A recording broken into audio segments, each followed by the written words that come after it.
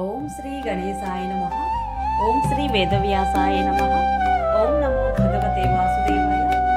మహాభారత గ్రంథ పారాయణలో భాగంగా ఈరోజు మనం 372వ రోజుకు చేరుకున్నాము. ద్రోణ పర్వంలో ఉన్నాము. ఈరోజు సాత్యకి కృతవర్మాది వీరులతో యుద్ధం చేయట గురించి తెలుసుకోబోతున్నాము. చాలా బాగుంటుంది, చివరి వరకు స్కిప్ చేయకుండా చూడండి. హరే కృష్ణ. శుక్లాం భరధరం విష్ణుం శశివర్ణం చతుర్భుజం ప్రసన్నవదనం ధ్యాయేత్ సర్వవిఘ్నోపశాంతయే.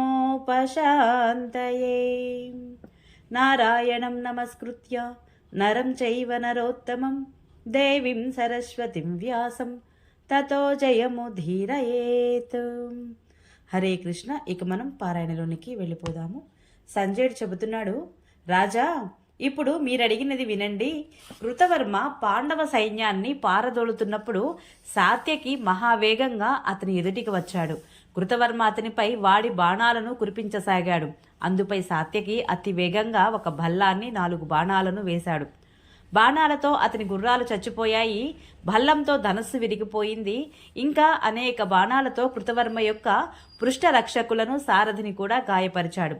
ఈ రీతిగా అతనిని విరతుడిని చేసి మహావీరుడైన సాత్యకి తన వాడి బాణాలతో అతని సైన్యాన్ని పెద్దగా ఇబ్బంది కలిగించాడు.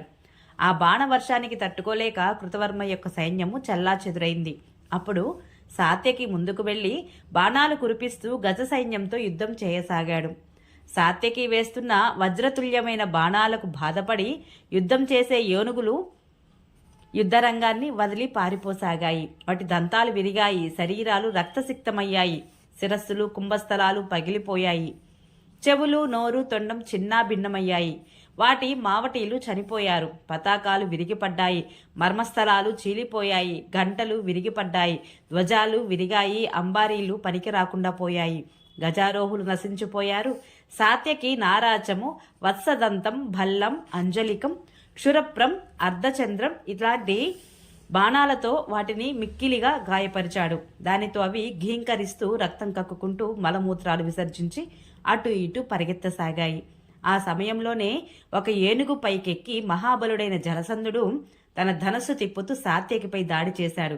అకస్మాత్తుగా తనపై ఏనుగు దాడి చేయడం చూసి సాత్యకి బాణాలతో దానిని నిరోధించాడు. జలసంధుడు సాత్యకి రొమ్ముపై బాణాలతో కొట్టాడు. సాత్యకి బాణం వేద్దామనుకునే లోపలే జలసంధుడు ఒక నారాజంతో అతని ధనస్సును విరిచేసి 5 బాణాలతో అతనిని కూడా గాయపరిచాడు. అనేక బాణాలతో గాయపడి కూడా సాత్యకి ఏమాత్రం అధైర్యపడలేదు. వెంటనే ఇంకొక విల్లు తీసుకొని 60 బాణాలతో జలసంధుడిని విశాలమైన వక్షస్థలం మీద కొట్టాడు. జలసంధుడు కత్తిడాలు తీసుకొని కత్తిని గిరిగిరా తిప్పి సాత్యకిపై విసిరాడు. అది అతని ధనస్సును ఖండించి క్రింద పడింది. సాత్యకి మరొక విల్లు తీసుకొని నారిని మోగిస్తూ ఒక వాడి బాణంతో జలసంధుడిని తూట్లు పొడిచాడు. 2 క్షురప్రమలనే బాణాలతో అతని భుజాలను ఖండించి వేశాడు. 3వ క్షురప్రంతో అతని శిరస్సును ఖండించాడు.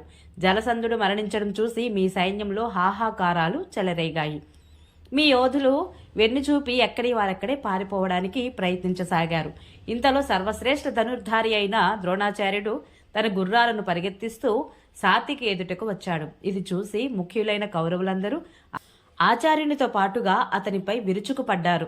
సాత్యకిపై ద్రోణుడు 77, దుర్మర్శనుడు 12, దుస్సుహుడు 10, వికర్ణుడు 30, దుర్ముఖుడు 10, దుశ్శాసనుడు 8, చిత్రసేనుడు 2 బాణాలు వేశారు. మహారాజు దుర్యోధనుడు ఇతర మహారథులు కూడా భీషణమైన బాణవర్షం కురిపిస్తూ అతనిని బాధించారు. కానీ సాత్యకి వేర్వేరుగా వారందరి బాణాలకు సమాధానాలు ఇచ్చాడు.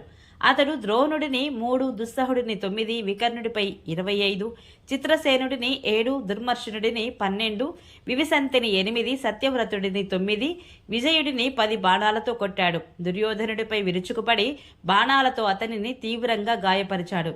ఇద్దరి మధ్య తుముల యుద్ధం ఆరంభమైంది. ఇద్దరు తమ ధనస్సులను చక్కగా పట్టుకొని బాణవర్షం కురిపిస్తూ ఒకరినొకరు కనపడకుండా చేసుకున్నారు. దుర్యోధనుడి యొక్క బాణాలు సాత్యకిని తీవ్రంగా గాయపరిచాయి. సాత్యకి కూడా మీ పుత్రుడిని బాణాలతో తూట్లు పొడిచాడు. మీ ఇతర పుత్రులు కూడా ఆవేశంతో సాత్యకిపై బాణాల జడివాన కురిపించారు. కానీ అతడు ఒక్కొక్కరి మీద ముందు 5 బాణాలను వేసి తరువాత 7 బాణాలతో గట్టి దెబ్బ కొట్టాడు. ఆపై 8 బాణాలతో మహావేగంగా దుర్యోధనుడిపై దెబ్బ కొట్టాడు. తరువాత అతని ధనస్సును ధ్వజాన్ని కూడా ముక్కలు చేశాడు. తిరిగి 4 వాడి బాణాలతో 4 గుర్రాలను చంపి 1 బాణంతో సారథిని కూడా చంపివేశాడు. ఇక దుర్యోధనుడు నిలవలేకపోయాడు. అతడు పారిపోయి చిత్రసేనుడి రథం ఎక్కాడు. ఈ రీతిగా తమ రాజు సాత్యకి చేతిలో పరాభవం పొందాడు. కోలాహలం విని కృతవర్మ మహావేగంగా అక్కడికి వచ్చాడు.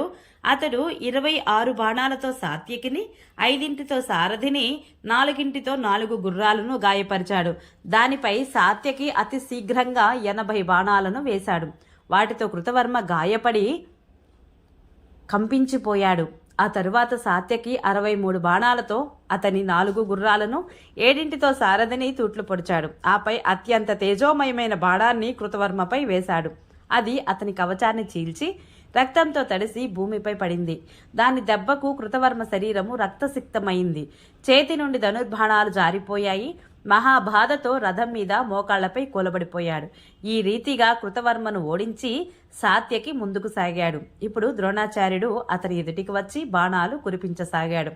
అతడు 3 బాణాలను సాత్యకి నుదుట నాటాడు. ఇంకా అనేక బాణాలతో అతనిని దెబ్బ కొట్టాడు. కానీ సాత్యకి 2 బాణాలతో వాటినన్నింటినీ ఖండించి వేశాడు. అందుపై ఆచార్యుడు విలాసంగా ముందు 30 తరువాత 50 బాణాలను వేశాడు. సాత్యకి క్రోధం భగ్గుమందప్పుడు అతడు 90 వాడి బాణాలతో ద్రోణుడిని దెబ్బ కొట్టాడు. అతని ఎదురుగానే 100 బాణాలతో అతని సారథిని ధ్వజాన్ని కూడా ఛిద్రం చేశాడు. సాత్యకి యొక్క ఈ చురుకుదనాన్ని చూసి ఆచార్యుడు 70 బాణాలతో అతని సారథిని తూట్లు పొడిచి 3 అతని గుర్రాలను గాయపరిచాడు. ఆపై 1 బాణంతో రథానికి ఉన్న ధ్వజాన్ని ఖండించి ఇంకొక దానితో అతని ధనస్సును ఖండించాడు. దానితో సాత్యకి ఒక పెద్ద గదను ఎత్తి ద్రోణుడిపైకి వేశాడు. అది తన మీదకు రావడం చూసి ఆచార్యుల వారు దానిని మధ్యలోనే అనేక బాణాలతో ముక్కలు చేసి పడేశాడు. అతడు మళ్లీ ఇంకొక విల్లు తీసుకుని అనేక బాణాలు వర్షించి ద్రోణుడి యొక్క కుడి చేతిని గాయపరిచాడు. అతనికి చాలా బాధ కలిగింది. అప్పుడు అతడు ఒక అర్ధచంద్ర బాణంతో సాత్యకి యొక్క ధనస్సును విరిచి ఒక శక్తితో అతని సారథిని మూర్ఛ పొందించాడు. అప్పుడు సాత్యకి ఒక అతి మానుషమైన పని చేశాడు. అదేమిటంటే అతడు ద్రోణాచార్యుడితో యుద్ధం చేస్తూనే గుర్రాల కళ్ళాలు కూడా జాగ్రత్తగా పట్టుకున్నాడు. ఆపై 1 బాణంతో ద్రోణుడి సారథిని నేలకూల్చి అతని గుర్రాలను అటు ఇటు పరుగులు తీయించాడు. అవి అతని రథాన్ని తీసుకొని యుద్ధభూమిలో అనేక ప్రదక్షిణలు చేశాయి. అప్పుడు రాజులు, రాజకుమారులు అందరూ కోలాహలం చేయసాగారు. కానీ సాత్యకి బాణాల చేత నొప్పి కలిగి వారు అందరూ కూడా రణభూమిని వదిలి పారిపోయారు. దీనితో మీ సేన మళ్లీ అస్తవ్యస్తమైపోయింది, చిందరవందరైపోసాగింది. సాత్యకి బాణాలకు తీవ్రమైన వేదన పొంది ఆచార్యుని యొక్క గుర్రాలు రథాన్ని ఈడ్చుకుపోయి మళ్లీ వ్యూహదారం దగ్గరకు తీసుకువెళ్లి నిలిపాయి. పాండవులు, పాంచాలురు ప్రయత్నించి తమ వ్యూహం భగ్నం చేయడం చూసి ద్రోణుడు ఇక తిరిగి సాత్యకి వైపు వెళ్లే ఆలోచనను విరమించుకున్నాడు. పాండవులను, పాంచారులను ముందుకు రానియకుండా నిలువరించి వ్యూహాన్ని రక్షించసాగాడు. ఓం నమో భగవతే వాసుదేవాయ. ఈరోజు పారాయణ ఇంతటితో సమాప్తము. రేపు మనము సాత్యకి అనార్యులతో యుద్ధం చేయుట, ధార్తరాష్ట్రులను ఓడించుట గురించి తెలుసుకుందాము. ఈ వీడియో మీకు నచ్చినట్లయితే please subscribe my channel, like, share, comment please.